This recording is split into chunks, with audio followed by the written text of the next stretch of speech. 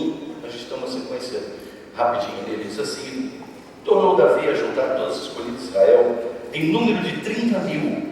Levantou-se Davi e partiu com todo o povo que tinha consigo para Palim de Judá, para levarem dali para cima a arca de Deus, sobre a qual se invoca o nome do Senhor, o Senhor dos exércitos, que se assenta entre os querubins. E puseram a arca em um carro novo, levaram da casa de Abinadab, que está em Gibeá, a Uzá e Aiô, filhos de Abinadab, guiaram o carro novo.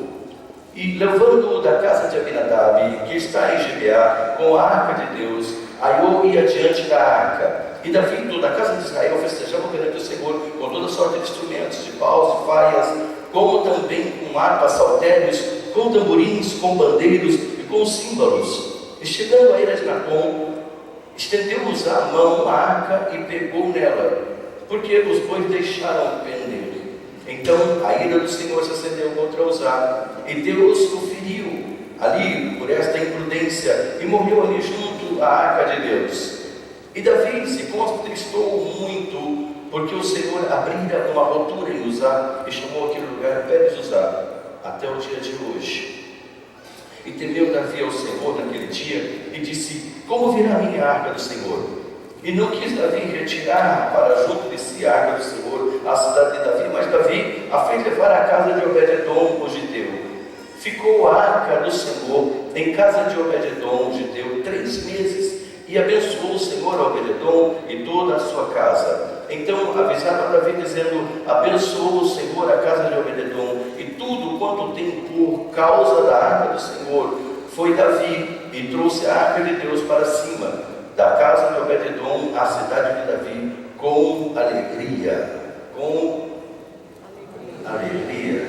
Com alegria. Glória a Deus. Bom, essa palavra hoje ela me tem assim, formado um ardor no coração, uma experiência tremenda que eu fui vendo acerca dela e descobrindo assim quantas coisas Deus opera, quantas coisas Deus faz, e às vezes nós não estamos à altura de perceber essa grandeza, à altura de experimentar tudo isso de verdade, à altura de manter esse relacionamento importante, poderoso e sobrenatural com Deus. Isso é uma coisa tão especial quando Deus opera, tão linda quando Deus atua, e nós precisamos ter essa capacidade de entender, essa capacidade de aprofundar. Essa história, eu não vou firmar ou posicionar, vou falar muito sobre a primeira parte dela, que ela é muito importante, é uma história muito linda, mas nós temos que dar abertura em relação a ela. Então, quando Davi passou a ser rei sobre Judá, ele resolve trazer a arca de volta, porque a arca tinha sido roubada. E depois a arca sendo roubada, ela causou grandes danos no meio daqueles que haviam roubado ela, no meio daqueles que haviam tomado ela, porque eles tinham a ideia de que quando capturasse a arca, capturava-se Deus.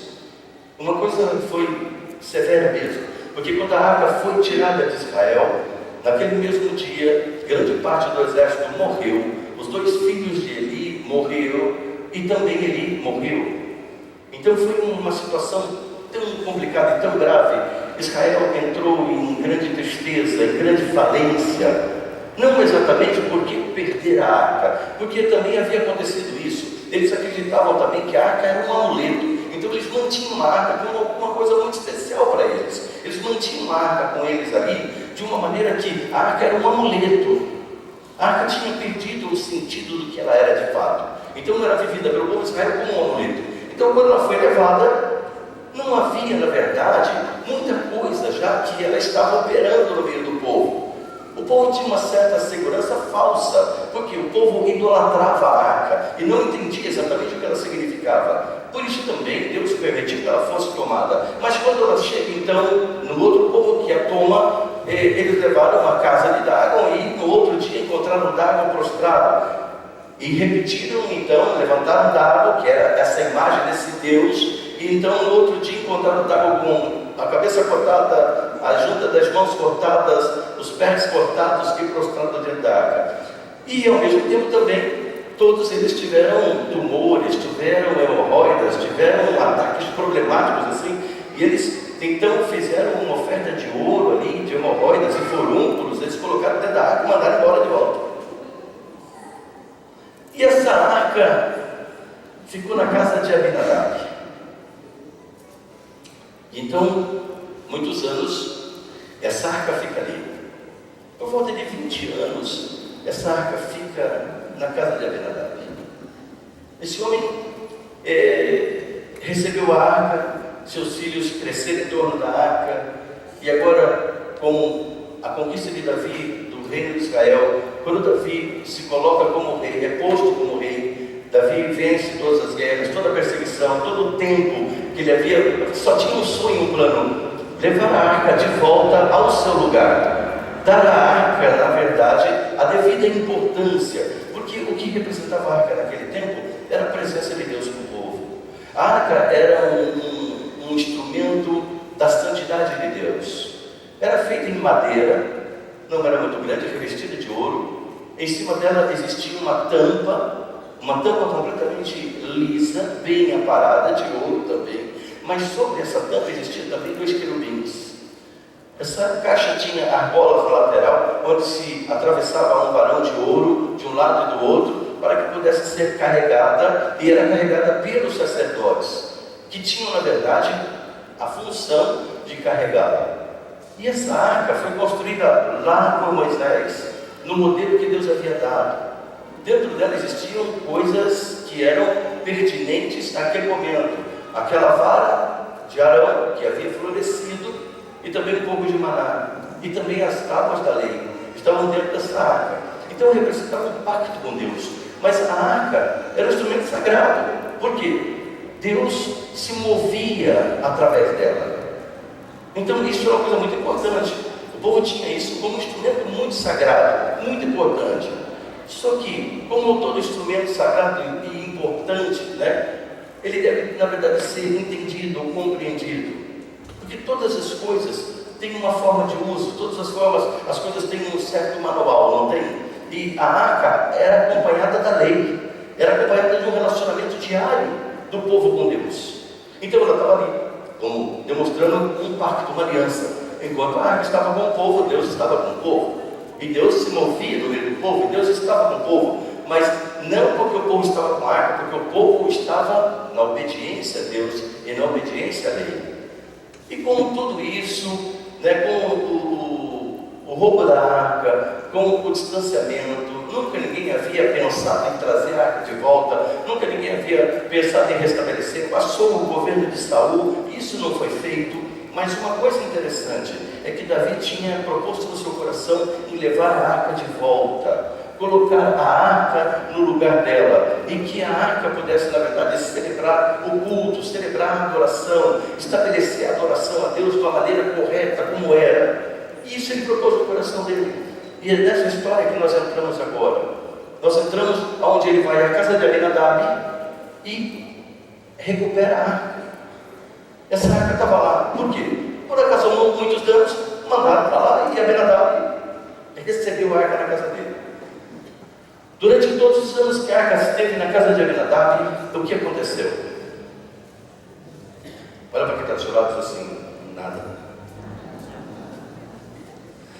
Mas era um objeto tão especial, era a presença de Deus, era algo tão potente, tão poderoso. Ninguém podia tocar na arca, que morria. Continuava havendo, continuava existindo algo poderoso sobre a arca. Ninguém podia tocar, ninguém podia fazer, porque morria. Mas acontece que ela estava na casa de Abinadab. E o que acontece? Abinadab provavelmente, junto com sua família, não davam à arca qualquer valor, qualquer atenção daquilo que ela significava, daquilo que ela valia, daquilo que ela era. Embora fosse um objeto tão cobiçado, e um objeto que era levado às guerras, e tanto é que, se nós lembrarmos quantas guerras a arca participou, geralmente ela ia à frente. Quando da entrada na Terra Prometida, foi a arca com os sacerdotes primeiro a tocar o Rio Jordão. E quando eles, segurando a arca, tocaram o pé no Rio Jordão, o rio se abriu. E então a arca se colocou no meio, e onde o rio se abriu, retiraram 12 pedras dali, fizeram um memorial do outro lado. Quando eles davam as voltas em Jericó, era com a arca que se ia dar as voltas em Jericó. Todas as voltas foram dadas em Jericó, foram se carregando a arca, foram se fazendo louvores, tocando trombetas, e então assim eram as guerras. Sempre a arca participava das guerras, porque representava que Deus ia à frente, que Deus estava envolvido em todas as guerras, que Deus fazia parte de todas as guerras. E então, é dessa arca que nós estamos falando, dessa arca que tinha, na verdade, um poder sobrenatural, tinha todo um ritual. Não era qualquer um que podia, todas as vezes que a arca iria sair, não era qualquer um que podia embalar ela, porque ela tinha um lençol especial azul que a cobria, mas também somente os sacerdotes que eram destinados a fazer isso. Por quê? O povo no deserto sempre migrava de um lado para o outro. E o que acontece? Era o momento de desmontar tudo, desmontava o tabernáculo. O tabernáculo ele tinha o átrio estéril, então ele tinha o átrio santo e ele tinha o santo dos santos. E era um espaço que era totalmente fechado. E ali dentro se fazia os rituais. O primeiro que você entrava ali dentro era um lugar de sacrifício, representava o nosso Senhor Jesus na sua vinda, todo o seu sacrifício, todo o seu sofrimento. E quando entramos no lugar santo, que era antes de onde ficava a arca, nós tínhamos ali 3 peças, 3 móveis de utensílio, que era o menorá, a mesa dos pães, e também tinha o incensário dentro desse lugar, que representava a glória do Senhor, a sua ressurreição, que era toda a glória do Cordeiro, mas também representava a comunhão da igreja, representava as 12 tribos, uma mesa de pães que tinha 6 pães de um lado, 6 do outro, colocados assim emparelhadinhos, que representava o corpo, a igreja, ou o povo de Israel. Nós tínhamos ali o menorá, que era um castiçal com 7 taças, que tinha que manter-se aceso todo o tempo. Então, mantinha-se com óleo e mantinha-se o pavio, e tinha aqueles que faziam manutenção, não podia apagar, nunca podia apagar. Os pães eram colocados pela manhã e retirados à noite, comido pelos sacerdotes e reposto no outro dia pela manhã. E o incensário tinha um incenso especial. Quando eles pegavam esse incenso e colocavam esse incenso sobre o incensário aceso, e então o sumo sacerdote se abaixava e colocava por baixo da cortina onde estava a arca, e ele ficava balançando até que o lugar todo se enchesse de fumaça, para que ele pudesse entrar, para que os olhos de Deus não o vissem. A fumaça representava o que representa hoje o sangue de Jesus para nós, que quando o sangue de Jesus nos cobre, por isso podemos estar na presença de Deus, pelo perdão trazido pelo sangue, porque todo o nosso pecado foi encoberto pelo sangue. Então esse era o sentido da arca e do tabernáculo. Mas a arca, ela ficava no lugar santíssimo, porque era um objeto santo, ela representava o próprio Deus conosco. E então, essa arca tão poderosa ficou na casa de Abinadab. Essa arca tão especial, tão importante, estava na casa de Abinadab. Fazendo o quê? Que efeito provocava? Qual era a diferença de Abinadab ter a arca na sua casa ou não? O que mudava, na verdade, na vida de Abinadab, na família de Abinadab, por ter a arca em sua casa? O que ele havia melhorado? No que ele havia crescido? No que ele havia evoluído? No que ele havia prosperado? No que havia de transformação na sua vida? A arca estava lá na casa dele. Essa arca tão poderosa e tão séria e tão importante. O que deu de errado também quando Davi foi e tentou retirar a arca da casa de Abinadab e levar novamente a Jerusalém? O que havia de errado? O que aconteceu? Qual que foi a coisa que estava acontecendo naquele momento que provoca tudo isso? Nós temos que perguntar ao texto e temos que entender algo, porque o Espírito Santo quer nos mover, quer nos ensinar algo muito poderoso nessa noite. Eu sei que o Senhor vai trazer um grande avivamento nessa igreja, e um avivamento poderoso na vida de cada um. Mas eu gostaria que você prestasse muita atenção, porque isso diz respeito à sua vida.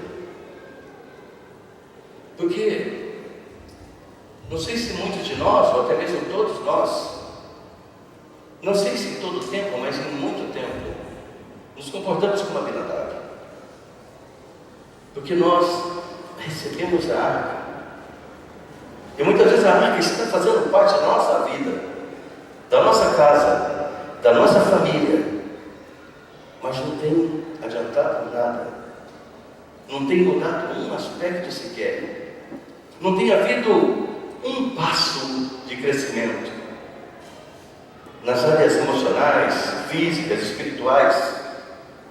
Alguns parece que quando recebem água nas suas casas, regridem.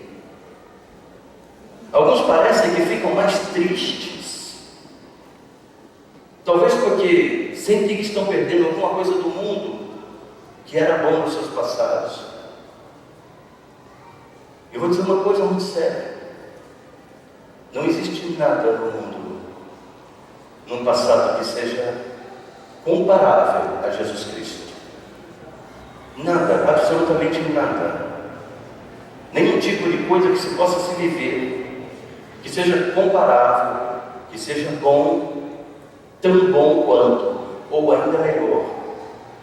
De maneira que faça com que alguém fique dividido ou ainda troque um presente com Jesus, que garante o futuro, por um passado que foi um pesadelo que trouxe muitas vezes grandes perdas e grandes separações. Mas ainda assim nós sabemos que há um brilho no mundo, não é verdade? Há um brilho no mundo, há um chamariz no mundo.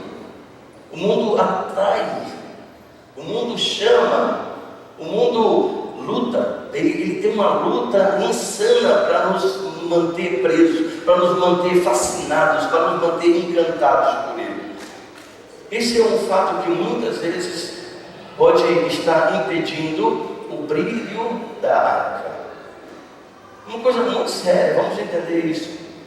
Porque a arca não é nada mais, nada menos que a presença de Deus dentro de um lugar. A arca é a presença de Deus dentro de alguém, dentro de uma casa, dentro de uma família, dentro de um propósito, dentro de um sonho. Quando você recebe a arca de Deus, você recebe o propósito de Deus. Deus está presente ali. Era esse o simbolismo da arca.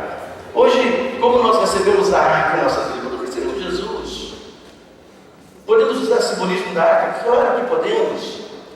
A arca é uma representação do Velho Testamento, mas ela não perdeu o seu efeito. Sabe por quê? Porque ela vinha cumprir uma promessa. Ela, na verdade, foi a detentora de toda uma coisa do Velho Testamento. E quando ela entra no Novo, ela entra de que maneira? Porque a arca estava onde? No tabernáculo. O que significa a palavra tabernáculo? Habitação. Então significa que Deus estava habitando com o povo. Então podemos chamar, naquele momento, ou aquela experiência de Emanuel. O que é Emanuel? Deus conosco. E quando Jesus veio, ele não tabernaculou, ou na verdade não habitou. E quando falamos de Jesus, quem ele é? O Emanuel. Ou podemos dizer que ele é Deus conosco. E então quando recebemos Jesus, recebemos o quê? Toda a promessa, toda a lei, todo o cumprimento dela, tudo aquilo que a palavra de Deus diz acerca de Deus, e tudo aquilo que Deus é, recebemos em Cristo Jesus. Hoje, na verdade, nós podemos usar o mesmo simbolismo de que quando recebemos Jesus, levamos a arca para a nossa casa. Primeiro, a nossa casa terrena, mas feita por Deus, porque Deus não habita em quê? Em templos feitos por homens. Onde ele habita? Em algo feito por ele. Quem é que é feito por Deus? Quantos é que são feitos por Deus? De verdade, nós somos feitos de Deus. Então, Deus habita onde? Deus não habita numa cadeira, num prédio, uma coisa. Deus habita em pessoas. Deus habita em filhos. Deus habita naqueles que abrem coração, que o recebem Então Deus continua tabernaculando, ou seria habitando. E é uma coisa muito importante entendermos isso, que era isso que estava no coração de Davi. Davi queria levar a arca, Davi queria fazer com que essa arca fosse levada ao lugar certo, e que ela estivesse lá, mesmo que não se houvesse notícia da arca, ninguém perguntava da arca, ninguém cantava para a arca, ninguém fazia festa por causa da arca, ninguém lembrava coisa alguma, ninguém fazia nenhum tipo de comemoração, ninguém se importava, não havia qualquer preocupação em relação à arca, se ela existe, se não existe, onde está. Tanto faz. A ninguém interessava onde a arca estava, mas a Davi interessava onde a arca estava, porque para Davi a arca era viva. Era o quê? Viva. Davi sabia o quão viva era a arca e o quanto importante era a arca. Davi nunca havia visto a arca, sabia que não podia tocar nela. Ele não sabia nada acerca da arca, coisa alguma acerca da arca. É por isso que nós temos esse episódio. Como Davi não entendia nada acerca da arca de Deus, Davi não sabia como conduzir a arca, como tratar a arca, qual era a responsabilidade, o que Deus havia falado dentro da lei. Não sabia coisa nenhuma acerca disso. Ele tinha um amor, uma paixão, uma vontade tremenda. Sabe por quê? Porque ele era um adorador, porque ele cantava para Deus, porque ele compunha e tocava harpa, ele cantava, ele compunha salmos, ele falava com Deus todo o tempo, mas ele queria, na verdade, desfrutar de uma presença muito especial. Por quê? Porque aquela presença estava ali, a arca estava na terra. Há uma verdade que nós vamos entender: nunca mais se achou a arca. Você sabia disso? A arca, não se sabe para onde ela foi, não se sabe o que aconteceu com a arca até hoje, não se tem notícias. Dizer, a arca está ali, a arca está lá, a arca está não sei aonde. A arca sumiu da terra. Não sabemos se ela está escondida por Deus, como Deus fez com o corpo de Moisés. Não sabemos o que aconteceu com a arca, mas naquele momento a arca estava na terra. Eu sei que Deus fez isso para que a arca não disputasse nesse tempo com Jesus. Embora existem tantas coisas que disputam com Jesus, existem tantos ídolos que disputam com Jesus, existem tantas coisas nessa terra que ocupam um lugar melhor e maior do que Jesus Cristo, até mesmo na vida de muitos crentes, de muitos filhos e filhas de Deus. Há muitas coisas que ocupam um lugar melhor do que o lugar de Jesus, melhor do que o próprio Jesus. Mas a arca foi tirada, ou foi escondida, ou foi levada para o céu, não sei. A arca, na verdade, ela foi ocultada da humanidade para que ela não concorresse com Jesus, porque se tornava um objeto de grande adoração, um objeto extremamente importante, um objeto que carregava algo tão importante dentro dela.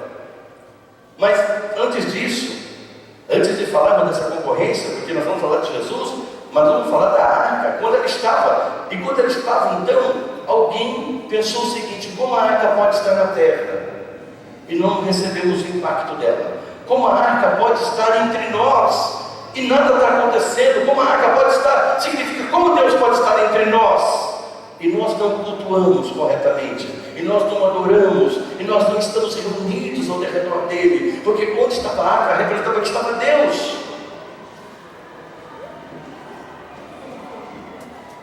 Tudo bem? Amém?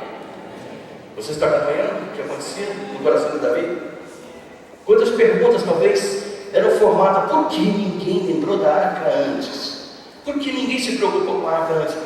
Então ele se preocupa, e um dos primeiros atos que ele faz no seu governo, no seu reinado. Então ele resolve ir buscar a arca, e ele vai à casa de Abinadab buscar a arca. E é interessante que diz que ele construiu um carro novo com bois para puxar, e ele foi com esse carro novo, com esses bois, e colocaram ali. O Anã ia na frente, que era um dos filhos de Abinadab, e Uzá ia atrás da arca. Eles estavam ali protegendo a arca. Eles também não sabiam nada sobre isso, conviveram com ela, mas não entenderam coisa nenhuma. Davi sabia de uma coisa: há poder nessa arca, algo muito importante nessa arca. Mas até aquele momento a arca estava inerte. Sabe por quê? Sabe quando a arca tem poder? Quando alguém acredita. Quando a arca vai mover algo diferente dentro de um lugar, quando alguém acredita. Porque é muito fácil termos a arca em nós. É muito fácil termos a presença de Deus e temos uma vida como se Deus não existisse. Levantarmos e dormirmos como se Deus nunca tivesse existido. Entrar e sair como se Deus não fosse ninguém, não fosse nada. E é isso que é o curioso, que Davi sabia que tinha algo errado. Mas o que estava errado? Por quê? E ele pensava, eu acho que é porque a arca não está em Jerusalém, no lugar que ela devia estar. Eu acho que é porque não fizemos uma festa de adoração ao Senhor, não fizemos uma festa, porque não colocamos ela no lugar que ela merece, no lugar de honra. Talvez tudo isso estivesse na cabeça dele, e então colocaram a arca sobre aquela carroça, sobre aquele carro de bois, e começaram a puxar. Então os bois foram andando e foram conduzindo, e ali então eles iam fazendo festa, estavam totalmente contentes, até o ponto que nós lemos onde um raio fendeu pelo meio de Uzá. Uzá foi atravessado, abriu-se um buracão nele. Como Deus pode ter feito uma coisa tão severa dessa maneira? Deus chama atenção, Deus manifesta de uma maneira assim, então, porque quando os bois tropeçam, a arca balança, vai cair, e o que acontece? Eles se apressam, e Uzá segura a arca. Ele nunca segurou a arca dessa maneira, ele nunca ligou para ela, ele não tinha intimidade exatamente com ela.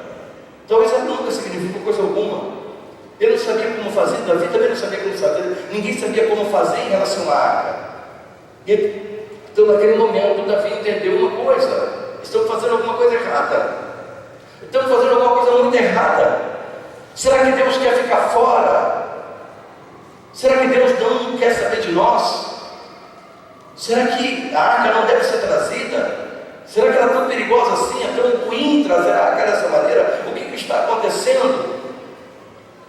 Davi, ele passou 3 meses fazendo um questionamento muito forte. Por que ele não pôde levar a arca? Será que alguma coisa errada comigo?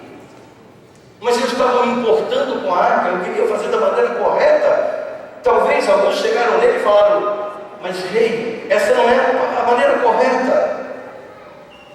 Você fez tudo errado. A arca nunca deve ser levada por bois.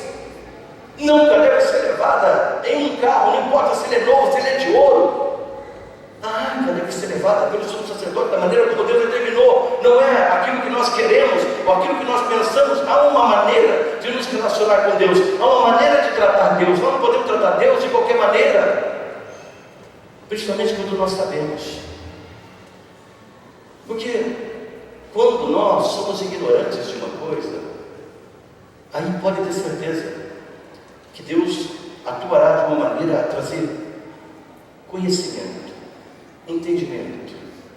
Mas quando nós devemos saber, muitas vezes nós ficamos perguntando: por que Deus? Por que Deus? Se nós conhecemos um pouco de Jesus, sabemos a resposta. Por que Deus comigo é assim? Por que minha vida? Porque se nós conhecemos um pouco de Deus, nós teremos todas as respostas. E se nós quisermos algumas respostas, também podemos nos dedicar. Nem que seja uma resposta negativa como Davi. Davi não sabia nada, mas Davi, ele queria. Aí está uma coisa muito importante. Davi queria, e ele queria ver a glória de Deus restabelecida, ele queria ver a casa de Deus preenchida pela presença de Deus, ele queria ver a arca na casa de Deus, ele queria ver a arca presente, ele queria adorar a Deus da maneira completa. Ele só não sabia direito como fazer. Mas a partir daquele momento, ele poderia ter desistido e falar: nunca mais, chega. Talvez ele tenha se sentido um tanto rejeitado, talvez ele tenha sentido ele tenha sofrido. Por que Deus? Por que você fez isso comigo? Por que você não aceitou? Eu estou levando a tua arca, eu estou fazendo isso para te adorar, para te servir. De repente ele poderia ter feito isso, mas talvez ele passou por esse momento, mas ele também foi veja bem, enquanto Davi estava procurando entender uma coisa que muitas vezes nós não conseguimos entender. Porque para entendermos algumas coisas, por que acontece isso? Por que falta aquilo? Por que eu não tenho aquilo outro? Por que não dá certo isso? Por que eu perdi aquilo? Por que eu não alcanço isso? Por que eu não tenho tal resultado? Por que isso? Por que aquilo? Por que?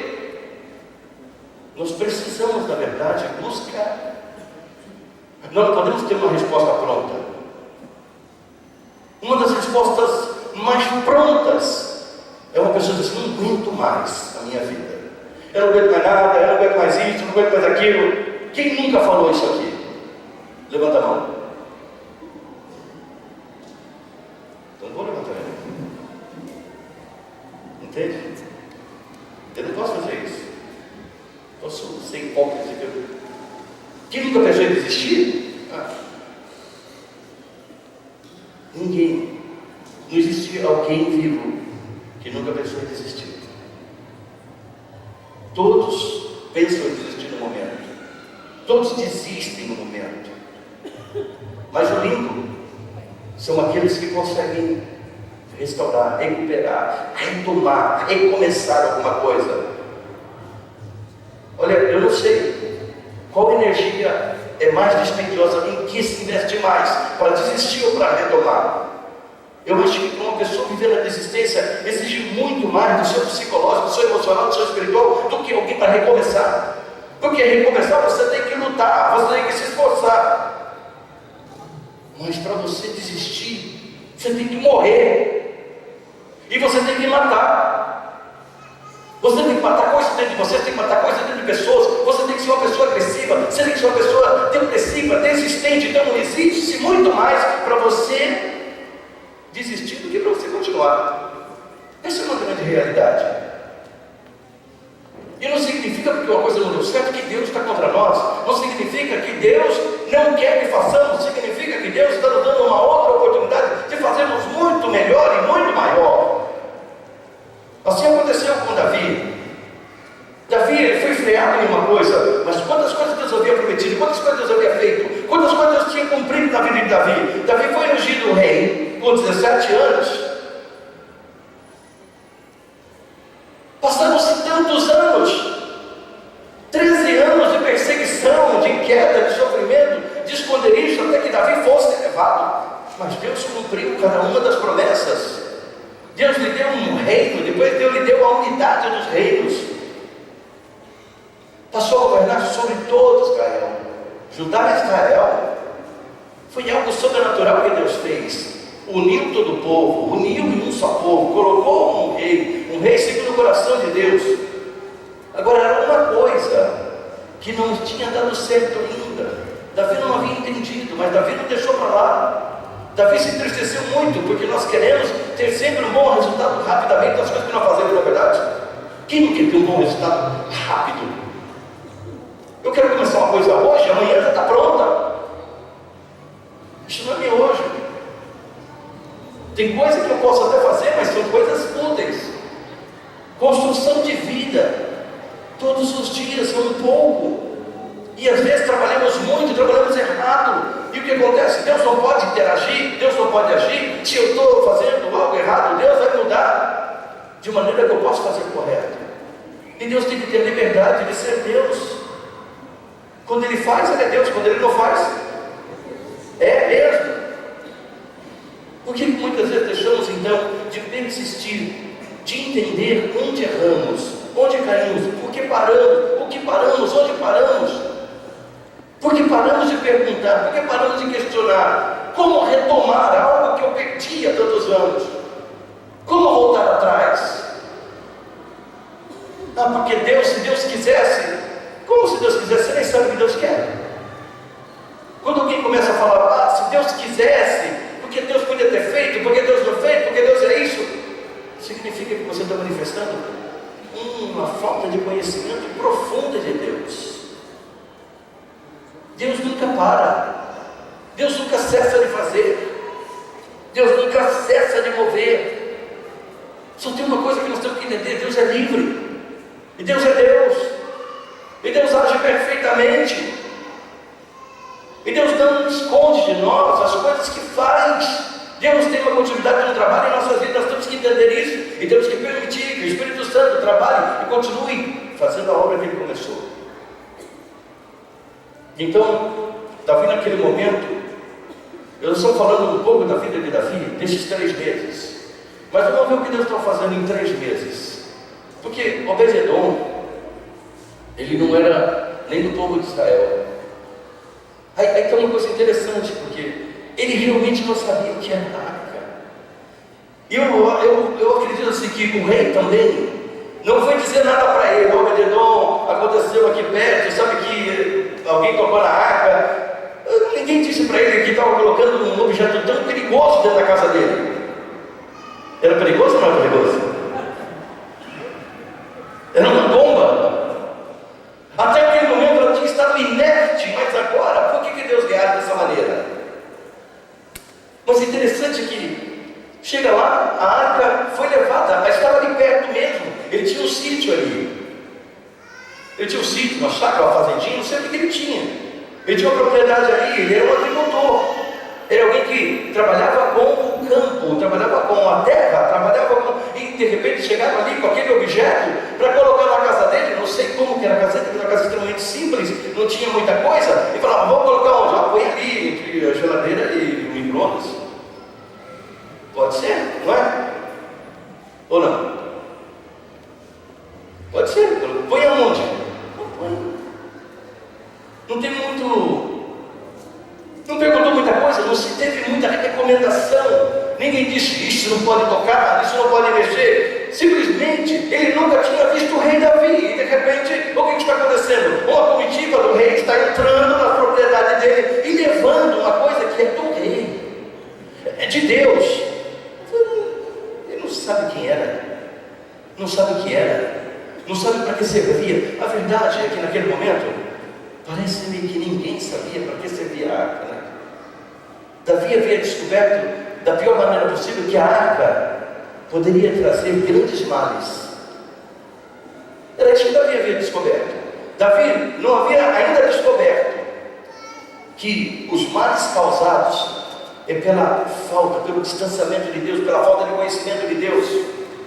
Porque as coisas que matam de verdade as nossas vidas, as coisas que causam prejuízo, é a falta de conhecimento de Deus que nós temos. Muitas vezes não sabemos nada dele, vivemos uma vida, vivemos as 24 horas do dia, vivemos todos os minutos de cada dia, sem saber quem é o dono, quem é o provedor, quem é que criou, quem formou todas as coisas. Estamos prestes, muitas vezes, a partir daqui, para uma eternidade, mas não sabemos para onde vamos, não sabemos quem vamos encontrar lá. Ou você sabe? Você sabe quem é que você vai encontrar? Se você fechar os seus olhos hoje? Se o teu coração que vai tum, tum, tum, tum, tum, tum.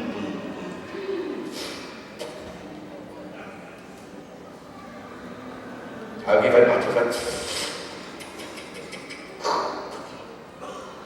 Realmente morreu. Enquanto está se fazendo esses primeiros socorros, essa coisa toda, você já está lá. Lá onde é que eu não sei. Porque lá onde só você pode saber. Como estar com Deus se não conhecemos Deus? Se não entendemos como Ele é, como Ele faz, como Ele age? Mas como eu vou conhecer Deus? Você tem ouvido uma palavra constantemente aparecer para você ultimamente? João 8,32, que diz o quê? Tem ouvido ou não tem ouvido? Tem ouvido, mesmo que você não mostre, você tem ouvido. João 8,32, conhecereis a verdade hoje? É a palavra, conheça Jesus, conheça a verdade. Isso traz clareza, libertação, conhecimento. Se eu não conheço Jesus, se eu não sei quem Ele é, como que eu vou me encontrar com Ele? Como eu vou estar com Ele? Como eu vou ouvi-lo? Como eu vou servi-lo? Religião não salva ninguém. Se formos religiosos demais, isso não adianta nada. O que adianta? Porque Deus, quando nós somos ignorantes, Deus nos respeita e nos trata e nos ensina. Mas vamos ver se isso Se isso na verdade é o nosso caso, você é ignorante acerca de Jesus? Você é ignorante acerca da palavra de Deus? É ou não? Se você disser, eu conheço Jesus, já é um bom motivo para que Deus possa te tratar como tratou com Uzá. Porque aquele que pertence a Deus e não conhece Deus, como pode? Está dentro daquele texto, vocês me louvam com as vossas bocas, mas os vossos corações estão longe de mim. Deus diz isso para o povo. Será que muitas vezes não é isso que de repente estamos ouvindo? Que nós fazemos nossos deveres com Deus, cumprimos obrigações com Deus, mas nossos corações não conseguem estar com Deus, não conseguem servi-lo de verdade. Será que não é isso? Será que essa não é a realidade que faz parte das nossas vidas? Será que nós não temos compromisso com Deus, responsabilidade com as coisas de Deus, mas não temos essa responsabilidade com Deus, com o próprio Deus? Quem é Deus para você? O que Ele fez por você? Onde Ele se encaixa na sua vida? Quais são os planos que você tem com Ele? Quanto tempo você conversa com Jesus? O quanto Ele ocupa da sua mente, do seu tempo, dos seus sonhos, dos seus planos? O quanto uma palavra dele basta? O quanto você precisa de uma palavra dele? Veja bem, isso são perguntas que eu não sei se você já se fez, mas é importante você se fazer. É importante você se questionar. Isso não é dúvida acerca de Deus. Se você tem que ter dúvida acerca de você. Ah, mas se eu tiver dúvida, eu acho que é muito válido uma dúvida quando você diz assim, será que eu estou indo para o lugar certo? Eu creio em Jesus, eu creio mesmo. O quanto eu creio? Eu sou capaz de renunciar a tudo e a todos e a qualquer coisa por amor a Jesus? Ou se alguém hoje me colocasse uma mão na cabeça e falasse, ou você aceita, ou você renuncia a Jesus, ou você morre. Eu não sei, de repente. Talvez pessoas assim sejam muito admiradas, mas não seja, na verdade, nossa história nem nosso caráter. O que você faria por Jesus? Pela convicção de que você tem de Jesus, o quê? Quando você tem a certeza de que você não vai precisar fazer nada, eu não tenho essa certeza. Quando você tem a certeza de que não haverá nenhuma perseguição assim na sua vida, eu não tenho essa certeza. Eu não tenho certeza de amanhã. Nós estamos num reboliço que a qualquer momento, nem em casa, de repente nós temos a segurança de ter. Não sei. Quanto mais fé, a fé é uma coisa, não é fácil tê-la, mas é uma das maiores lutas do diabo para que a fé seja extinguida, para que o ateísmo seja o maior Deus que existe. Graças a Deus que nós temos liberdade de ter fé. Eu não sei se você tem aproveitado da oportunidade de ter a fé. Se você estiver aproveitando, busque falar profundamente com Jesus e entender. Porque quando eu fui ignorante, o Senhor me tratou como ignorante. Quer dizer, o que é ignorante? Eu não sabia nada de Jesus. Toda a sua paciência e seu amor que Ele teve comigo, pude fazer perguntas sem pé nem cabeça. Mas depois que eu aprendo a andar com Ele, ter relacionamento com Ele, sofrer, perder, ganhar, então eu chego um tempo que eu não posso mais ser uma pessoa ignorante. Eu tenho que saber sobre Jesus, mas saber profundamente, sabe por quê? Porque afinal de contas eu digo que sou salvo por Ele. Se você é salvo por Jesus, tem que saber tudo sobre Ele. Se você recebeu a salvação de Jesus, tem que entender tudo sobre Ele. Se você tem a salvação de Jesus, você tem que ter um amor pela sua presença maior do que a própria vida que estamos vivendo agora. Porque quem tem Jesus tem nada, e quem não tem Jesus não tem vida. Então, como que eu sou? O que eu estou fazendo? Veja que coisa interessante o contraste desses dois homens. Porque nós paramos no ponto em que diz, então, não quis Davi retirar para junto de si a arca do Senhor, mas Davi a fez levar à casa de Obed-edom, o giteu. Não era crente esse homem. Esse homem não era temente a Deus, não sabia que era Deus, não entendia que era Deus, não sabia nada. E então ficou a arca do Senhor na casa de Obed-edom, o giteu, 3 meses. E abençoou o Senhor Obed-edom e toda a sua casa. E abençoou o Senhor Obed-edom e toda a sua casa. E abençoou o Senhor Obed-edom e toda a sua casa. E então avisaram Davi. Avisaram o quê? Porque Davi foi buscar a arca. Porque Davi foi novamente buscar a arca, agora da maneira certa. Ele foi buscar, mas por que ele foi buscar? Sabe por quê? Porque não deu para esconder o que aconteceu na casa de Obed-edom. Não deu para ocultar o que estava acontecendo com Obed-edom. Tudo de Obed-edom começou a se multiplicar. Ele criava galinha e as galinhas começaram a botar ovo. Parece aquela máquina que lança a bola do beisebol. Falei, que tomate? O que é esse tomate fazendo aqui? Uma melancia? Eu não sei, meu, uma cenoura, aquela cenoura desse tamanho. Dois para pegar uma cenoura. E como é que tá? E as vacas de leite? E as cabras? Eu não sei, eu não aguento mais trabalhar e tirar leite delas.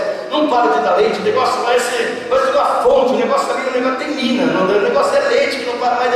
Tudo começou a abençoar de uma maneira. Então o pessoal estava falando, e aí, vocês colheram as uvas daquele lado? Eu estava colhendo, mas eu passei, tinha um cacho de uva desse tamanho. Quando eu voltei, estava assim. Não aguento mais colher, não aguento mais fazer, todo mundo trabalhando. Eu esperei 3 meses. O que Deus fez em 3 meses? O que Deus fez? O que Deus estava fazendo? O que Deus estava... É inexplicável. Havia milagres, havia uma operação de Deus tão sobrenatural, tão poderosa na vida de Obed-edom e da sua família. Talvez ele corria na roça e ele voltava lá e parava e ficava dentro da arca. E ela estava do mesmo jeito, da mesma cor, de ouro por fora, paradinha. Eu não sei, a mulher dele veio correndo lá, pegou um vaso de flor e falou, põe em cima dela. Põe não, pode riscar. Eu vou pôr. Eu não sei, de repente quando Davi chegou lá, aquele vaso de flor falou, o que é isso aqui? É da minha mulher. Eu sei que sabe, quer tirar, você tira. Aí Davi falou, não, vou chamar ela. É dona da casa, vai chutando o balde. Não. O fato é que estava ali, aquela arca, dia e noite, Deus atuando em tudo que ele tinha. Os seus filhos foram abençoados. A sua casa foi abençoada.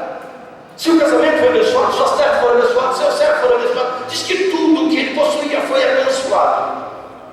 Mas foi abençoado de uma maneira que todo mundo corria. Falou, o que está acontecendo? Gente, o que está acontecendo? Tem de tudo ali. O que aconteceu? Aí, qual que é a informação? Por isso que não deu para esconder. Sabe por quê? Porque saíram correndo e foram contar, foram levar a notícia para Davi que, olha, Deus abençoou. Porque quando eles chegaram para falar com Davi, quando eles entraram, falou, rei, traga notícias de Obed-edom. Eu falei, já sei, morreu todo mundo. Já sei, agora eu me arrependo de ter deixado aquela arca lá, eu não sei. Não, rei, não morreu ninguém. Muito pelo contrário, Deus abençoou. Quando a arca entrou na casa de Obed-edom, tudo prosperou, tudo foi abençoado. Deus abençoou Obed-edom. Então vamos buscar. E aí foi buscar. E se estivesse na sua casa? E se estivesse na sua casa?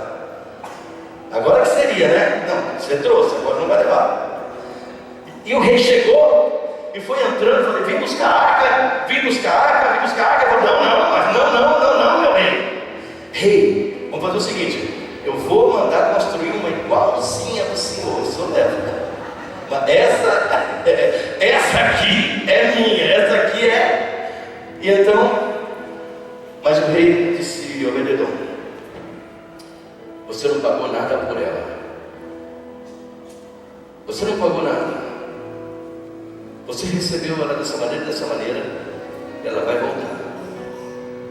Eu tenho que levá-la. O lugar dela não é aqui. Ela tem um lugar. Essa arca tem um lugar para estar.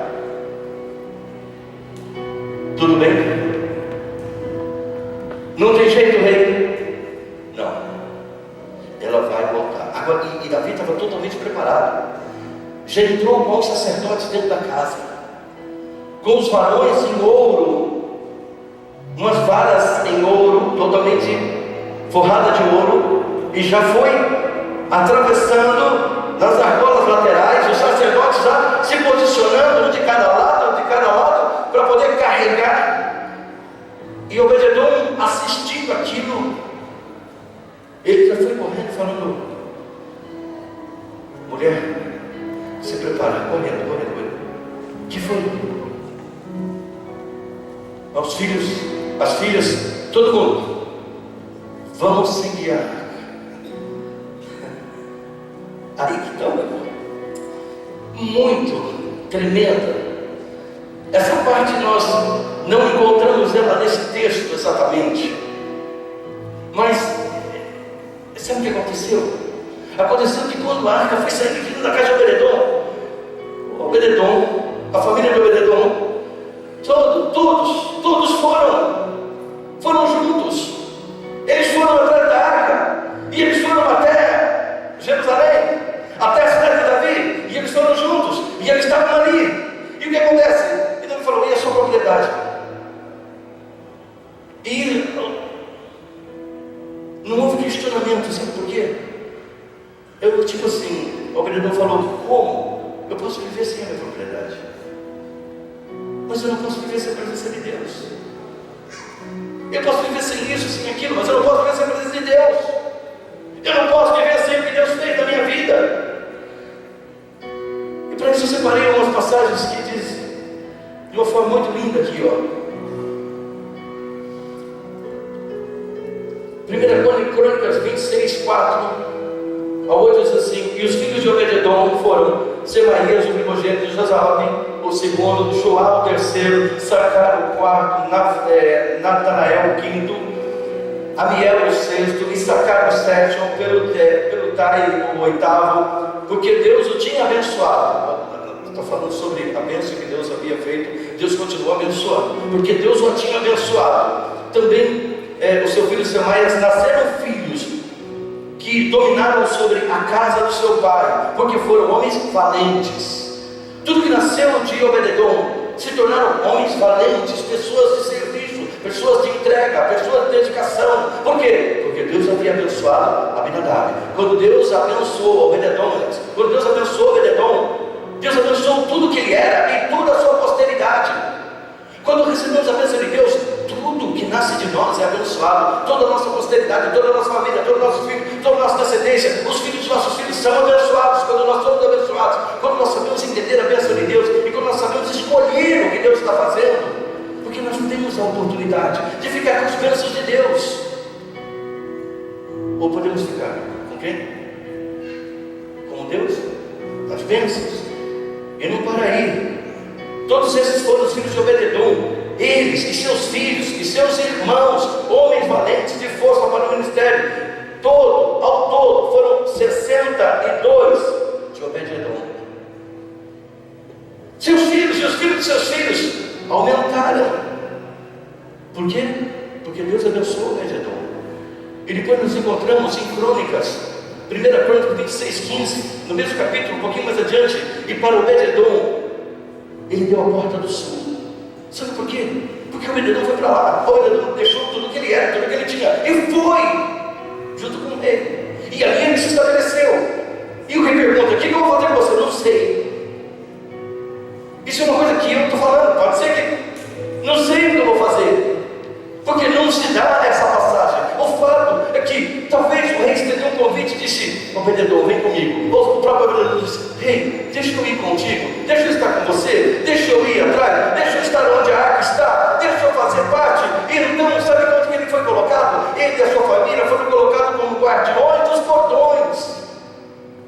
Foram colocados para guardar os portões da arca, os portões que davam acesso à arca. Sabe por quê? Porque Davi falou: olha, nem com todo um exército podia levar essa arca, mas na casa desse homem, essa arca ficou sem um soldado, sem uma proteção, sem coisa nenhuma, e ele a protegeu, e ele a guardou com a própria vida, correndo risco de morte. Ele protegeu a arca com todo o coração, com toda a sua vida, com toda a sua dedicação, e Deus o abençoou. Quem sou eu alguma coisa, porque ele queria estar com a arca, eles queriam estar onde a arca estava, ele queria estar perto da arca. E então diz aqui, para ele foi dado o sul, o portão sul, e para os seus filhos, a casa dos depósitos. Os filhos dele passaram a cuidar da casa dos depósitos. Sabe o que significa isso? Simplesmente, para os filhos de Obed-edom foi dado, guardado os grãos, o vinho e o azeite. O que significa os grãos? Prosperidade. Os filhos de Obed-edom foram colocados sobre a guarda dos grãos. Toda a provisão do palácio significa prosperidade. Também guardar o vinho. O que significa o vinho? Alegria, fé, alegria, sorriso, festa. E também o azeite. O que significa o azeite? Significa o azeite unção. Para aquele que recebe a arca de Deus na sua casa, nunca vai faltar prosperidade. Para você e sua família, nunca vai faltar prosperidade, nunca vai faltar alegria, e nunca vai faltar a unção. A unção. A unção. Obed-edom ao contrário de Abinadab. Abinadab ficou com a arca de Deus anos, décadas, não aconteceu nada. Por quê? Nada. Mas quando a arca entra na casa de Obed-edom, acontece uma paixão simultânea. Talvez Obed-edom descobre e entende aquela arca de quem é aquela arca? É o próprio Deus. É o próprio Deus. Quando recebemos Deus em nossa casa, quando recebemos Deus em nossa família, quando recebemos Deus para conviver com Ele, Ele nos abençoará em tudo. Mas a bênção de Deus não é mais importante do que Deus. É isso que prova a vida de Abinadab. Muitas vezes recebemos a arca de Deus por um tempo em nossas vidas. Daqui a pouco nós começamos a administrar as bênçãos, e ficamos cuidando das bênçãos, e ficamos preocupados com as bênçãos, e ficamos tristes por causa das bênçãos e pela falta das bênçãos. E onde é que está a arca? E onde é que está Deus? Onde Ele foi? O que acontece conosco depois? O que aconteceu com Abinadab? Abinadab tinha lá uma arca na casa dele, que não servia de nada, não foram abençoados nenhum, inclusive um dos filhos morreu por tocar de forma inconveniente, porque para ele a arca não era nada, porque aqueles que a arca não é nada, vira e mexe estão sendo vendidos ao meio, atravessados por problemas, machucados por dificuldades. Sabe por quê? Porque a arca não é nada. Porque a arca não é nada. E Deus me trazer essa palavra. Deus falou comigo, sabe por quê? Porque quando nós recebemos Jesus em nossas vidas, nós trazemos a arca para dentro de nós.